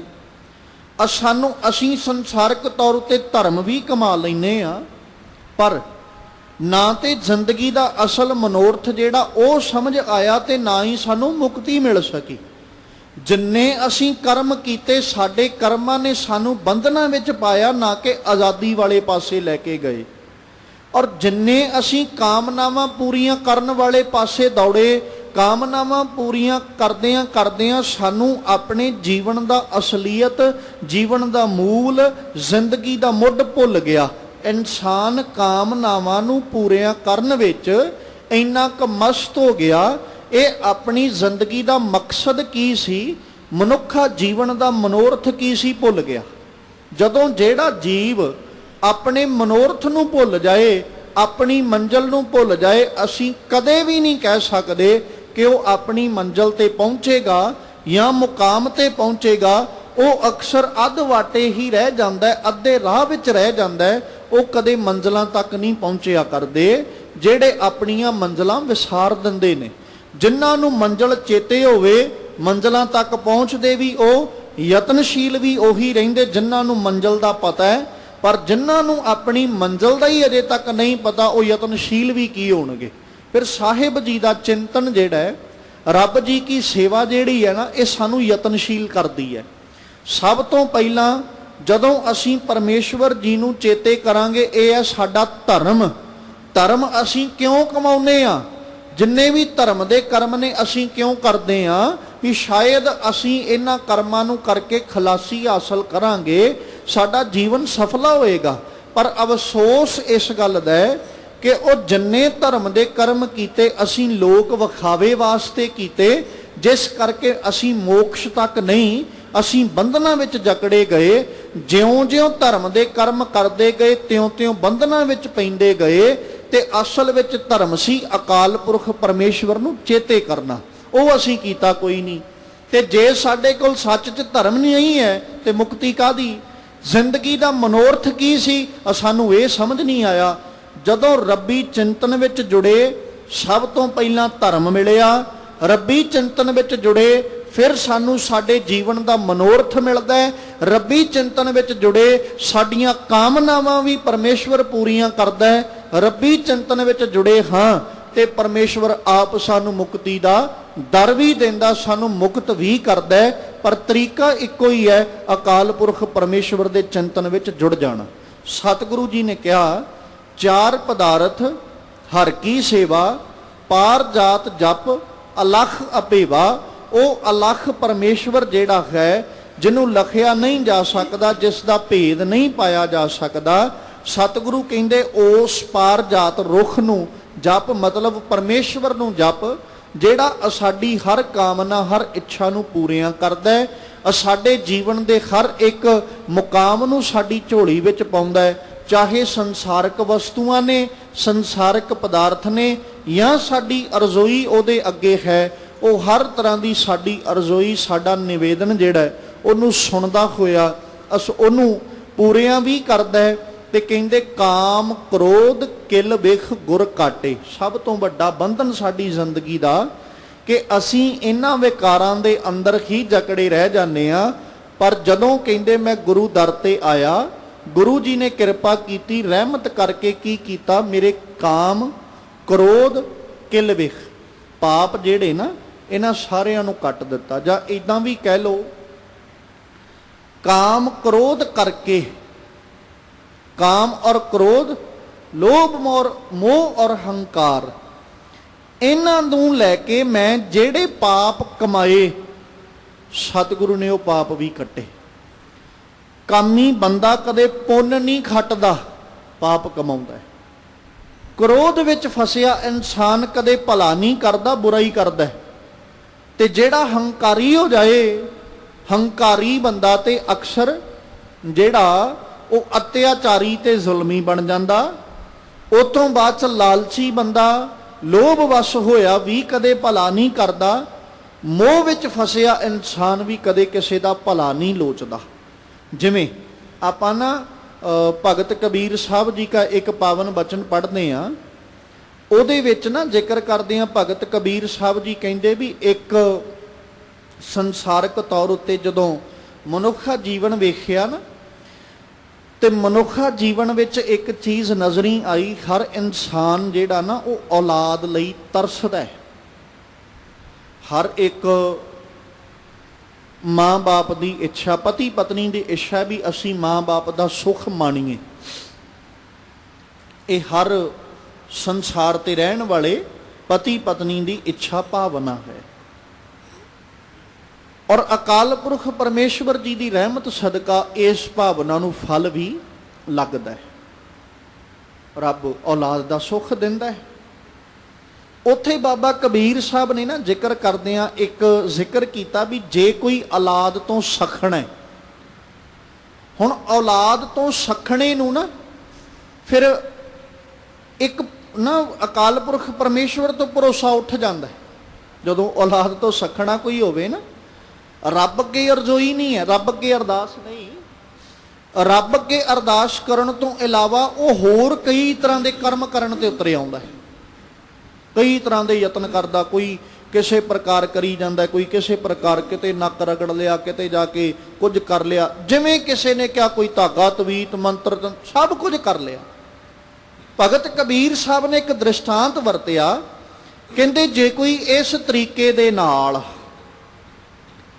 ਕਰਮ ਕਰਦਾ ਹੋਇਆ ਕਰੇ ਨਾ, ਹੁਣ ਹੈ ਤੇ ਮੋਹ ਹੀ ਨਾ, ਜਿਹੜਾ ਮੋਹ ਉਹ ਸਭ ਕੁਝ ਕਰਨ ਵਾਸਤੇ ਮਜਬੂਰ ਕਰ ਰਿਹਾ ਵੀ ਮੇਰੇ ਘਰ ਵਿੱਚ ਔਲਾਦ ਪੈਦਾ ਹੋਵੇ, ਉਹਦੇ ਕਰਕੇ ਮੈਨੂੰ ਕੁਝ ਵੀ ਕਰਨਾ ਪਏ। ਇਨਸਾਨ ਨੇ ਕੀਤਾ। ਬਾਬਾ ਕਬੀਰ ਸਾਹਿਬ ਕਹਿੰਦੇ ਵੀ ਜੇ ਕੋਈ ਇਸ ਤਰ੍ਹਾਂ ਕਰਦਾ ਨਾ, ਹੁਣ ਇਸ ਤਰੀਕੇ ਵਿੱਚ ਉੱਥੇ ਜਿਹੜਾ ਉਹਨਾਂ ਕਰਮ ਕੀਤਾ, ਅਸਲ ਵਿੱਚ ਨਾ ਕਈ ਵਾਰ ਅੱਗੋਂ ਕੋਈ ਐਸਾ ਟੱਕਰ ਜਾਂਦਾ, ਐਸਾ ਮਿਲ ਜਾਂਦਾ ਜਿਹੜਾ ਇੱਥੋਂ ਤੱਕ ਵੀ ਮਜਬੂਰ ਕਰ ਦਿੰਦਾ ਵੀ ਜੇ ਤੂੰ ਚਾਹੁੰਦਾ ਕਿ ਤੇਰੇ ਘਰ ਵਿੱਚ ਔਲਾਦ ਦਾ ਸੁੱਖ ਤੈਨੂੰ ਮਿਲੇ ਤੇ ਤੂੰ ਏਦਾਂ ਕਰ, ਪਹਿਲੋਂ ਗੁਆਂਢੀਆਂ ਦੇ, ਆਪਣੇ ਆਸ ਪੜੋਸ ਦੇ ਜਾਂ ਆਪਣੇ ਰਿਸ਼ਤੇਦਾਰ ਸਾਕ ਸੰਬੰਧੀਆਂ ਦੀ ਔਲਾਦ ਨੂੰ ਮੌਤ ਦੇ ਘਾਟ ਉਤਾਰ ਦੇ। ਅੱਗੋਂ ਐਸੇ ਵੀ ਟੱਕਰ ਜਾਂਦੇ ਕਈ ਵਾਰ, ਤੇ ਇਨਸਾਨ ਮੋਹ ਵਿੱਚ ਫਸਿਆ ਹੋਇਆ ਉਹ ਕਰਮ ਕਰਨ ਤੇ ਵੀ ਉਤਰ ਆਉਂਦਾ। ਤੇ ਬਾਪੂ ਜੀ ਨੇ ਜ਼ਿਕਰ ਕਰਦੇ ਆ ਪਤਾ ਕੀ ਕੀਤਾ, ਕਹਿੰਦੇ ਜੇ ਇਸ ਤਰ੍ਹਾਂ ਕੋਈ ਕਰਦਾ ਵੀ ਹੈ ਨਾ, ਤੇ ਫਿਰ ਇਉਂ ਸਮਝ ਲਓ ਸਰਪਣ ਹੋਏ ਕਿ ਔਤਰੇ ਜਾਏ ਆਪਣੇ ਖਾਏ, ਵੀ ਉਹ ਸਮਾਂ ਵੀ ਬਹੁਤਾ ਦੂਰ ਨਹੀਂ ਹੈ ਜਿਵੇਂ ਸਰਪ ਜਿਹੜਾ ਉਹ ਆਪਣੇ ਘਰ ਦੇ ਅੰਦਰ ਪੈਦਾ ਹੋਣ ਵਾਲੀ ਔਲਾਦ ਨੂੰ ਆਪੇ ਹੀ ਖਾ ਜਾਂਦਾ ਹੈ, ਉਹ ਬਖਸ਼ਦਾ ਨਹੀਂ। ਉਹ ਸਪਣੀ ਆਪੇ ਹੀ ਆਪਣੇ ਆਂਡਿਆਂ ਵਿੱਚੋਂ ਨਿਕਲਣ ਵਾਲੇ ਜੀਵਾਂ ਨੂੰ ਆਪਣੇ ਪੇਟ ਦੀ ਪੂਰਤੀ ਵਾਸਤੇ ਕਹਿ ਲਓ ਵਰਤ ਲੈਂਦੀ, ਖਾ ਜਾਂਦੀ ਹੈ। ਕਹਿੰਦੇ ਇਹੀ ਹਾਲਾਤ ਉਸ ਮਨੁੱਖ ਦੇ ਬਣ ਜਾਂਦੇ ਜਿਹੜਾ ਆਪ ਆਪਣੇ ਘਰ ਵਿੱਚ ਔਲਾਦ ਦਾ ਸੁੱਖ ਮਾਣਨ ਵਾਸਤੇ ਕਿਸੇ ਬੇਗਾਨੀ ਦੀ ਔਲਾਦ ਨੂੰ ਮਾਰਨ ਤੇ ਉਤਰ ਆਏ। ਤੇ ਜਿਹੜਾ ਮੋਹ ਵਿੱਚ ਫਸਿਆ ਬੇਗਾਨੇ ਦੀ ਔਲਾਦ ਨੂੰ ਮਾਰੇਗਾ, ਉਹ ਭਲਾ ਤੇ ਨਹੀਂ ਹੈ ਨਾ, ਹੈ ਤੇ ਬੁਰਾ ਹੀ ਹੈ ਨਾ, ਪਾਪ ਹੀ ਹੈ ਨਾ। ਇਸੇ ਕਰਕੇ ਗੁਰੂ ਅਰਜਨ ਸਾਹਿਬ ਕਹਿੰਦੇ ਕਿ ਇਹਨਾਂ ਵਿਕਾਰਾਂ ਦੇ ਕਰਕੇ, ਕਾਮ ਕਰਕੇ, ਕ੍ਰੋਧ ਕਰਕੇ, ਲੋਭ ਕਰਕੇ, ਹੰਕਾਰ ਕਰਕੇ ਜਾਂ ਮੋਹ ਕਰਕੇ ਜਿਹੜੇ ਮੈਂ ਪਾਪ ਕੀਤੇ, ਉਹਨਾਂ ਨੂੰ ਕਾਮ ਕ੍ਰੋਧ ਕਿਲਵਿਖ ਗੁਰ ਕਾਟੇ, ਉਹ ਸਾਰੇ ਦੇ ਸਾਰੇ ਕਿਲਵਿਖ ਜਿਹੜੇ ਉਹ ਮੇਰੇ ਗੁਰੂ ਨੇ ਕੱਟ ਦਿੱਤੇ। ਔਰ ਪੂਰਨ ਹੋਈ ਆਸਾ ਜੀਓ, ਜਿਸ ਦਿਨ ਤਾਂ ਪਰਮੇਸ਼ਵਰ ਨੂੰ ਧਿਆਉਣਾ ਸ਼ੁਰੂ ਕੀਤਾ ਹੈ, ਰੱਬ ਜੀ ਨੂੰ ਚੇਤੇ ਕਰਨਾ ਸ਼ੁਰੂ ਕੀਤਾ ਹੈ, ਰੱਬ ਜੀ ਦੇ ਚਿੰਤਨ ਵਿੱਚ ਜੁੜਨਾ ਸ਼ੁਰੂ ਕੀਤਾ ਨਾ, ਸਾਹਿਬ ਜੀ ਆਖਦੇ ਉਸ ਦਿਨ ਤੋਂ ਕਿ ਕੋਈ ਵੀ ਆਸ, ਕੋਈ ਵੀ ਇੱਛਾ, ਕੋਈ ਭਾਵਨਾ ਐਸੀ ਨਹੀਂ ਜਿਹੜੀ ਨਾ ਪੂਰੀ ਹੋਵੇ। ਹਰ ਇੱਛਾ, ਹਰ ਭਾਵਨਾ ਉਹ ਪਰਮੇਸ਼ਵਰ ਆਪ ਪੂਰੀਆਂ ਕਰਦੇ ਨੇ, ਹਰ ਭਾਵਨਾ ਨੂੰ ਫਲ ਲਾਉਂਦੇ ਨੇ, ਹਰ ਇੱਛਾ ਨੂੰ ਫਲ ਲੱਗਦਾ ਹੈ। ਪਰ ਉਸ ਦਿਨ ਦਾ, ਜਿਸ ਦਿਨ ਦਾ ਪਰਮੇਸ਼ਵਰ ਨੂੰ ਧਿਆਉਣਾ ਕੀਤਾ, ਕਿਉਂਕਿ ਜਿੱਦਣ ਦਾ ਧਿਆਉਣਾ ਕੀਤਾ ਉਦਣ ਦੀਆਂ ਇੱਛਾਵਾਂ ਆਪਣੇ ਤੱਕ ਸੀਮਤ ਨਹੀਂ। ਉਦਣ ਦੀ ਇਹ ਇੱਛਾ ਨਹੀਂ ਕਿਸੇ ਦਾ ਬੁਰਾ ਹੋਵੇ, ਕਿਸੇ ਦਾ ਮਾੜਾ ਹੋਵੇ। ਉਦਣ ਦੀ ਇੱਛਾ ਇਹੋ ਹੈ ਕਿ ਰੱਬ ਜੀ ਜਿੱਥੇ ਮੇਰਾ ਭਲਾ ਹੋਵੇ, ਮੈਂ ਚਾਹੁੰਦਾ ਸਾਰੇ ਦੇ ਸਾਰੇ ਸਮਾਜ ਦਾ ਭਲਾ ਹੋਵੇ, ਹਰ ਇਨਸਾਨ ਦਾ ਭਲਾ ਆਪ ਜੀ ਨੇ ਕਰਨਾ। ਉਸ ਦਿਨ ਤੋਂ ਸਰਬੱਤ ਦੇ ਭਲੇ ਦੀ ਆਵਾਜ਼ ਆਉਂਦੀ ਹੈ, ਤੇ ਜਿਸ ਦਿਨ ਤੋਂ ਸਰਬੱਤ ਦੇ ਭਲੇ ਦੀ ਆਵਾਜ਼ ਮਨ ਕਰਕੇ ਅਸੀਂ ਚੁੱਕਣ ਲੱਗ ਗਏ ਨਾ, ਉਸ ਦਿਨ ਤੋਂ ਚੇਤਾ ਕਰਿਓ ਕੋਈ ਇੱਛਾ ਐਸੀ ਨਹੀਂ ਹੋਏਗੀ ਜਿਹੜੀ ਸਾਡੀ ਪਰਮੇਸ਼ਵਰ ਨਾ ਪੂਰੀ ਕਰੇ। ਅੱਜ ਜ਼ੁਬਾਨ ਤੇ ਸਾਡੀ ਕਹਿੰਦੀ ਹੈ ਸਭ ਦਾ ਭਲਾ ਹੋਵੇ, ਸਭ ਰੱਬ ਜੀਓ ਆਪ ਜੀ ਦੇ ਭਾਣੇ ਵਿੱਚ ਸਭ ਦਾ ਭਲਾ ਹੋਵੇ। ਜ਼ੁਬਾਨ ਸਾਡੀ ਕਹਿੰਦੀ ਹੈ, ਪਰ ਮਨ ਹੀ ਮਨ ਕਿਤੇ ਨਾ ਕਿਤੇ ਅਸੀਂ ਕਈਆਂ ਨਾਲ ਈਰਖਾ, ਕਈਆਂ ਦੇ ਨਾਲ ਅਸੀਂ ਵੈਰ ਭਾਵਨਾ ਰੱਖ ਕੇ ਬੈਠੇ ਹਾਂ ਵੀ ਕਿਤੇ ਉਹਦਾ ਭਲਾ ਨਾ ਹੋ ਜਾਏ ਜਾਂ ਉਹਦਾ ਕਿਤੇ ਚੰਗਾ ਨਾ ਹੋ ਜਾਏ। ਬਸ ਉਹੀ ਭਾਵਨਾ ਕਿਤੇ ਨਾ ਕਿਤੇ ਸਾਡੀਆਂ ਇੱਛਾਵਾਂ ਤੇ ਭਾਵਨਾਵਾਂ ਤੇ ਰੋਕ ਲਾ ਦਿੰਦੀ ਹੈ। ਜੇ ਚਾਹੁੰਦੇ ਆ ਇੱਛਾਵਾਂ ਪੂਰੀਆਂ ਹੋਣ ਤੇ ਸਾਹਿਬ ਕਹਿੰਦੇ ਗੁਰੂ ਕਾ ਆਸਰਾ ਲੈ, ਤੇ ਗੁਰੂ ਆਸਰੇ ਸਦਕਾ ਸਰਬੱਤ ਦਾ ਭਲਾ ਮਨ ਕਰਕੇ ਮੰਗਣ ਲੱਗ ਜਾ। ਜਿੱਦਣ ਮੰਗਣ ਲੱਗ ਜਾਏਗਾ ਪੂਰਨ ਹੋਈ ਆਸਾ ਜੀਓ, ਉਸ ਦਿਨ ਤੋਂ ਸਾਰੀਆਂ ਆਸਾਵਾਂ ਪੂਰੀਆਂ ਹੋ ਜਾਵਣਗੀਆਂ। ਪੂਰਨ ਭਾਗ ਭਏ ਜਿਸ ਪ੍ਰਾਣੀ, ਸਾਧ ਸੰਗ ਮਿਲੇ ਸਾਰੰਗ ਪਾਣੀ। ਨਾਨਕ ਨਾਮ ਵਸਿਆ ਜਿਸ ਅੰਤਰ, ਪਰਵਾਣ ਗਿਰਸਤ ਉਦਾਸਾ ਜੀਓ।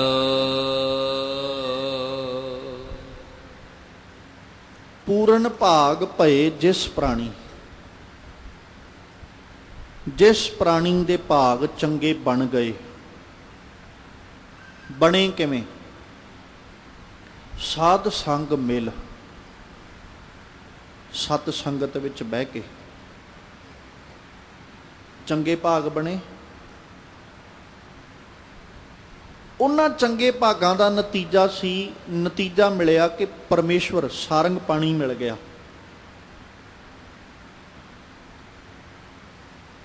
ਜਿਸ ਪ੍ਰਾਣੀ ਦੇ ਪੂਰਨ ਭਾਗ ਬਣ ਗਏ, ਚੰਗੇ ਭਾਗ ਬਣੇ, ਉਹ ਸਤ ਸੰਗਤ ਵਿੱਚ ਬੈਠਾ। ਸਤ ਸੰਗਤ ਵਿੱਚ ਬੈਠਣ ਦੇ ਨਾਲ ਅਕਾਲ ਪੁਰਖ ਪਰਮੇਸ਼ਵਰ ਜੀ ਦਾ ਮਿਲਾਪ ਹੋਇਆ, ਸਾਰੰਗ ਪਾਣੀ ਮਿਲ ਗਿਆ। ਹੁਣ ਜਿਸ ਦਿਨ ਤੋਂ ਉਹ ਪਰਮੇਸ਼ਵਰ ਮਿਲਿਆ ਨਾ, ਨਾਨਕ ਨਾਮ ਵਸਿਆ ਜਿਸ ਅੰਤਰ। ਹੇ ਨਾਨਕ ਜੀਓ, ਜਿਨ੍ਹਾਂ ਦੇ ਅੰਦਰ ਅਕਾਲ ਪੁਰਖ ਪਰਮੇਸ਼ਵਰ ਦਾ ਨਾਮ ਵਸ ਗਿਆ, ਪਰਵਾਨ ਗਿਰਸਤ ਉਦਾਸਾ ਜੀਓ, ਕਹਿੰਦੇ ਉਹ ਜੀਵ ਪ੍ਰਵਾਣਿਆ ਗਿਆ।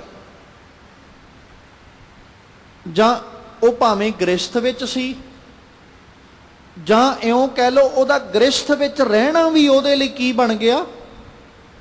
ਉਦਾਸਾ, ਉਹਦਾ ਤਿਆਗ ਬਣ ਗਿਆ। ਅਕਸਰ ਜਦੋਂ ਧਰਮ ਦੀ ਗੱਲ ਕਰਦੇ ਆ ਨਾ, ਇਹ ਤੇ ਅਸੀਂ ਵਾਰਨੇ ਜਾਈਏ ਗੁਰੂ ਨਾਨਕ ਸਾਹਿਬ ਤੋਂ, ਜਿਨ੍ਹਾਂ ਨੇ ਆ ਕੇ ਧਰਮ ਦੀ ਪਰਿਭਾਸ਼ਾ ਨੂੰ ਬਦਲਿਆ। ਨਹੀਂ ਤੇ ਹਰ ਧਰਮ ਦੀ ਆਵਾਜ਼ ਇਹੀ ਸੀ, ਜੇ ਰੱਬ ਨੂੰ ਪਾਉਣਾ ਤੇ ਤਿਆਗ ਚਾਹੀਦਾ ਹੈ, ਪਰਿਵਾਰ ਤੋਂ ਸੰਨਿਆਸ ਚਾਹੀਦਾ, ਸੰਸਾਰਕ ਵਸਤੂਆਂ ਛੱਡਣੀਆਂ ਪੈਣਗੀਆਂ, ਘਰ ਘਾਟ ਛੱਡਣਾ ਪਏਗਾ, ਜੰਗਲਾਂ ਦੇ ਵਿੱਚ ਵਸਣਾ ਪਏਗਾ, ਪਹਾੜਾਂ ਤੇ ਜਾ ਕੇ ਬਹਿਣਾ ਪਏਗਾ, ਫਿਰ ਰੱਬ ਮਿਲਦਾ ਹੈ। ਇਹ ਧਰਮ ਦੀ ਪਰਿਭਾਸ਼ਾ ਸੀ ਗੁਰੂ ਨਾਨਕ ਸਾਹਿਬ ਤੋਂ ਪਹਿਲਾਂ। ਜਦੋਂ ਗੁਰੂ ਨਾਨਕ ਸਾਹਿਬ ਆਏ, ਉਹਨਾਂ ਨੇ ਗ੍ਰਸਥੀਆਂ ਨੂੰ ਤੇ ਧਰਮ ਦੀ ਸੋਝੀ ਦਿੱਤੀ ਵੀ ਜਿਹੜੇ ਪਰਿਵਾਰ ਵਿੱਚ ਵੀ ਬੈਠੇ, ਆਪਣਾ ਕਾਰੋਬਾਰ ਵੀ ਕਰੀ ਜਾਂਦੇ, ਸਭ ਕੁਝ ਸੰਭਾਲ, ਉਹਨਾਂ ਨੂੰ ਤੇ ਧਰਮ ਦੀ ਸੋਝੀ ਦਿੱਤੀ। ਪਰ ਉਹਨਾਂ ਦੇ ਨਾਲ ਨਾਲ ਨਾ ਸਤਿਗੁਰੂ ਜੀ ਨੇ ਪਹਿਲੋਂ ਜਾ ਕੇ ਉਹਨਾਂ ਨੂੰ ਸਮਝਾਇਆ, ਜਿਹੜੇ ਪਹਾੜਾਂ ਵਿੱਚ ਉੱਤੇ ਚੜ੍ਹ ਕੇ ਬੈਠੇ ਸੀ, ਇੱਥੇ ਕੀ ਕਰਦੇ ਜੇ? ਜਾਂ ਜਿਹੜੇ ਜੰਗਲਾਂ ਵਿੱਚ ਬੈਠੇ, ਉਹਨਾਂ ਨੂੰ ਜਾ ਕੇ ਕਿਹਾ ਵੀ ਤੁਸੀਂ ਇੱਥੇ ਕੀ ਕਰਦੇ ਜੇ?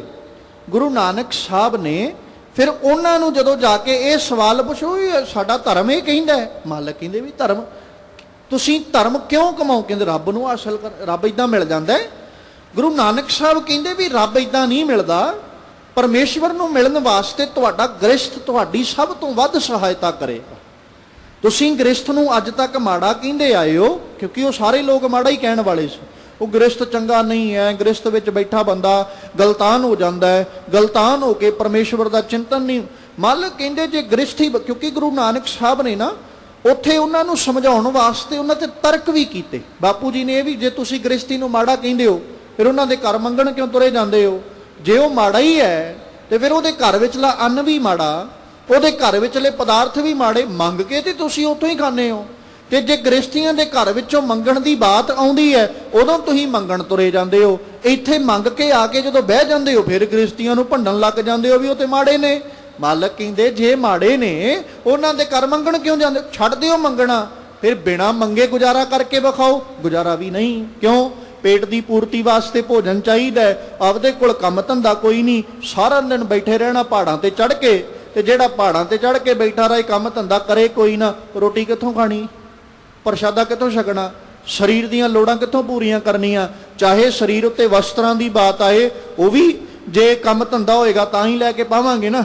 ਜੇ ਪੇਟ ਦੀ ਪੂਰਤੀ ਦੀ ਬਾਤ ਆਈ ਜਾਂ ਹੋਰ ਕਈ ਸਰੀਰਕ ਲੋੜਾਂ ਐਸੀਆਂ ਨੇ ਜਿਹੜੀਆਂ ਆ ਕੇ ਇਨਸਾਨ ਕੰਮ ਧੰਦੇ ਦੇ ਉੱਤੋਂ ਹੀ ਪੂਰੀਆਂ ਕਰਦਾ ਹੈ, ਉਹ ਕਰਨਾ ਕੋਈ ਨਹੀਂ। ਸਰੀਰਕ ਲੋੜਾਂ ਤੋਂ ਮੁਨਕਰ ਹੋ ਜਾਣਾ, ਮੁੜ ਕੇ ਗ੍ਰਸਤੀਆਂ ਦੇ ਘਰ ਮੰਗਣ ਤੁਰੇ ਜਾਣਾ, ਤੇ ਫਿਰ ਆਖੀ ਜਾਣਾ ਵੀ ਗ੍ਰਸਤੀ ਮਾੜੇ ਨੇ।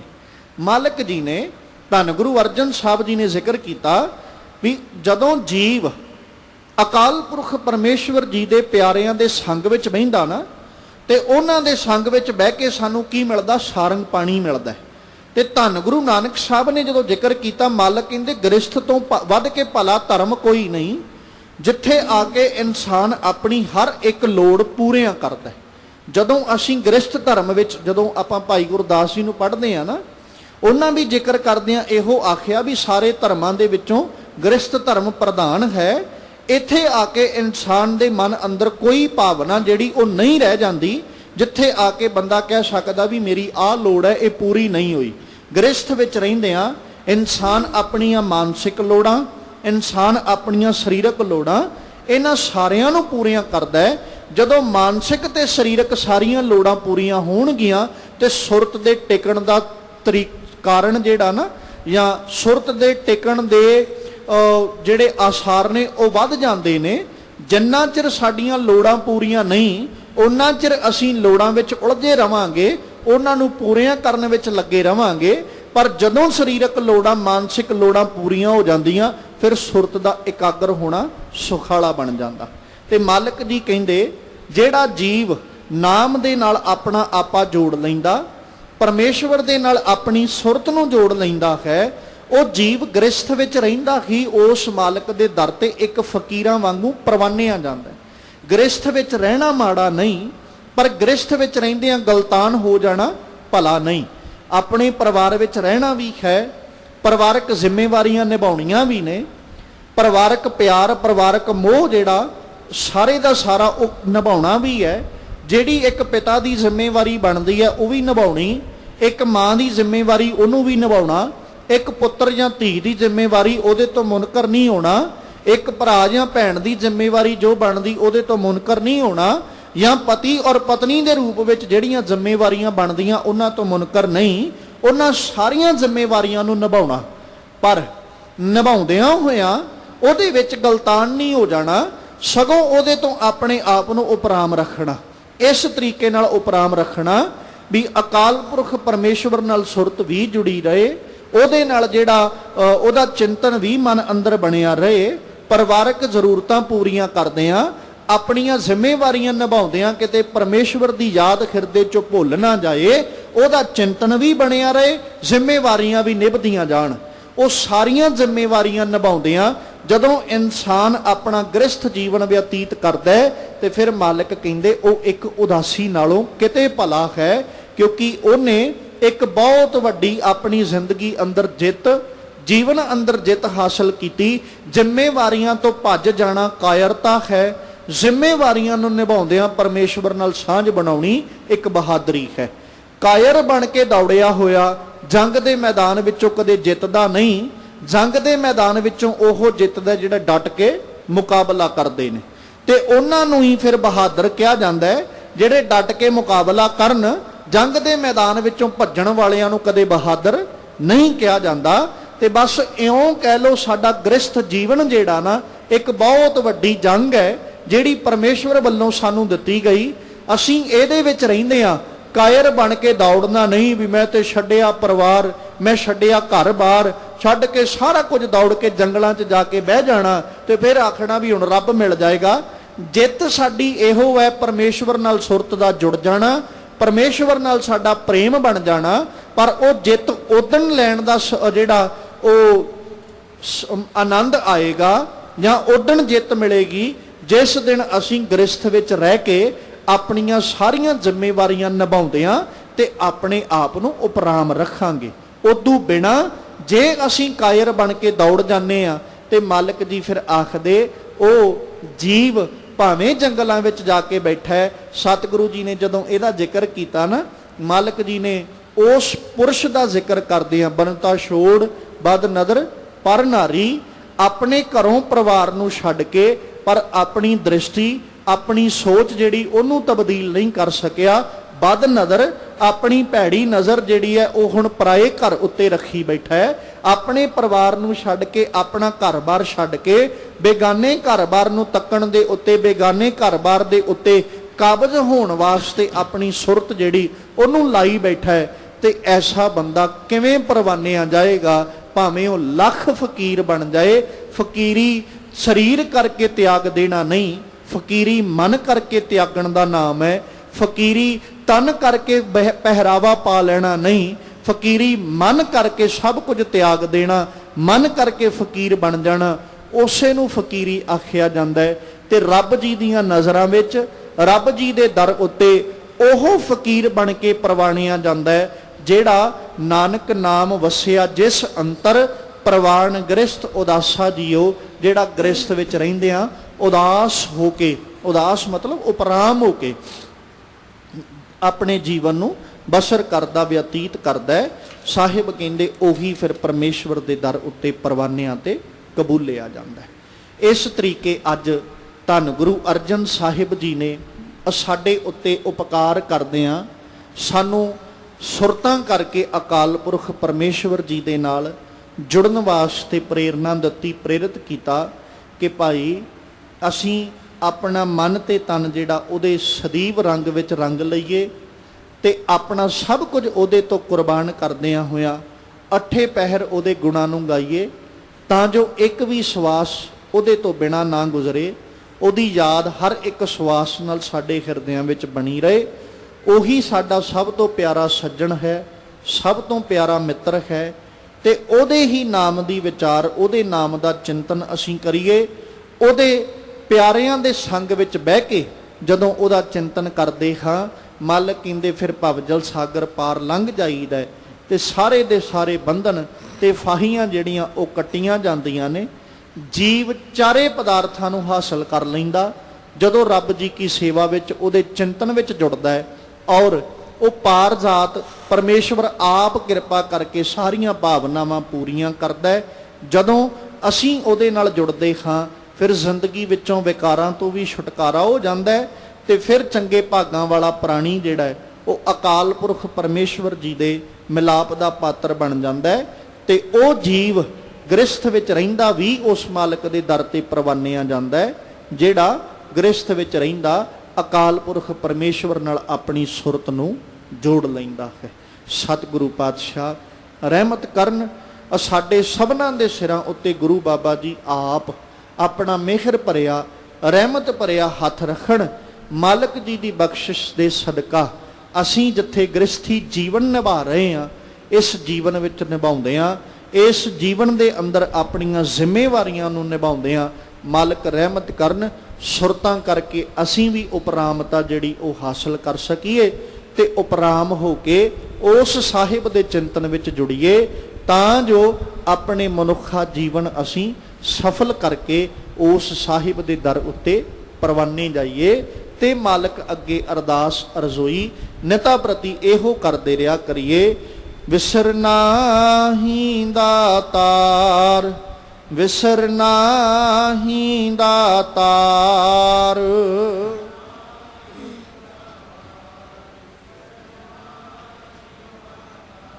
ਵਿਸਰਨਾ ਹੀ ਦਾਤਾਰ, ਵਿਸਰਨਾ ਹੀ ਦਾਤਾਰ।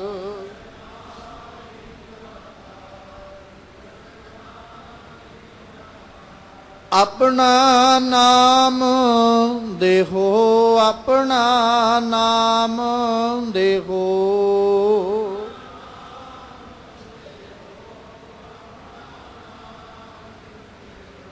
ਗੁਣ ਗਾਵਾਂ ਦਿਨ ਰਾਤ, ਗੁਣ ਗਾਵਾਂ ਦਿਨ ਰਾਤ।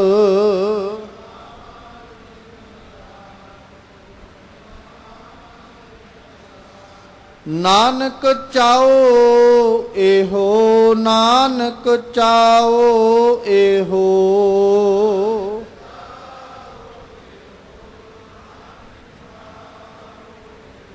ਵਿਸਰ ਨਾਹੀਂ ਦਾਤਾਰ, ਵਿਸਰ ਨਾਹੀਂ ਦਾਤਾਰ।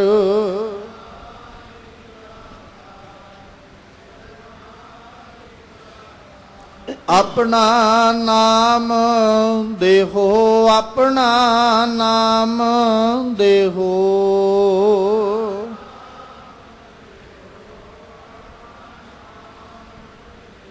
ਸਤਿਗੁਰੂ ਪਾਤਸ਼ਾਹ ਕਿਰਪਾ ਕਰਨ, ਸਾਡੇ ਸਭਨਾਂ ਦੀਆਂ ਹਾਜ਼ਰੀਆਂ ਆਪਣੇ ਦਰ ਉੱਤੇ ਪ੍ਰਵਾਨ ਕਰ ਲੈਣ। ਆਪਣੇ ਦਰੋਂ ਕਰੋਂ ਗੁਰਸਿੱਖੀ ਜੀਵਨ ਨਾਮ ਦੀਆਂ ਦਾਤਾਂ ਬਖਸ਼ਿਸ਼ ਕਰਕੇ ਨਿਵਾਜਣ, ਤਾਂ ਜੋ ਸਾਡੇ ਵੀ ਇਹ ਲੋਕ ਸੁਖੀਏ ਪਰਲੋਕ ਸੁਹੇਲੇ।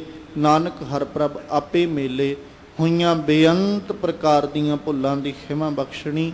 ਆਓ ਸਤਿਗੁਰੂ ਜੀ ਕੇ ਪਾਵਨ ਬਚਨ ਹਿਰਦੇ ਵਿੱਚ ਵਸਾ ਲਈਏ। ਪੂਰਨ ਭਾਗ ਪਏ ਜਿਸ ਪ੍ਰਾਣੀ, ਸਾਧ ਸੰਗ ਮਿਲੇ ਸਾਰੰਗ ਪਾਣੀ। ਨਾਨਕ ਨਾਮ ਵਸਿਆ ਜਿਸ ਅੰਤਰ, ਪਰਵਾਣ ਗ੍ਰਸਤ ਉਦਾਸਾ ਜਿਉ।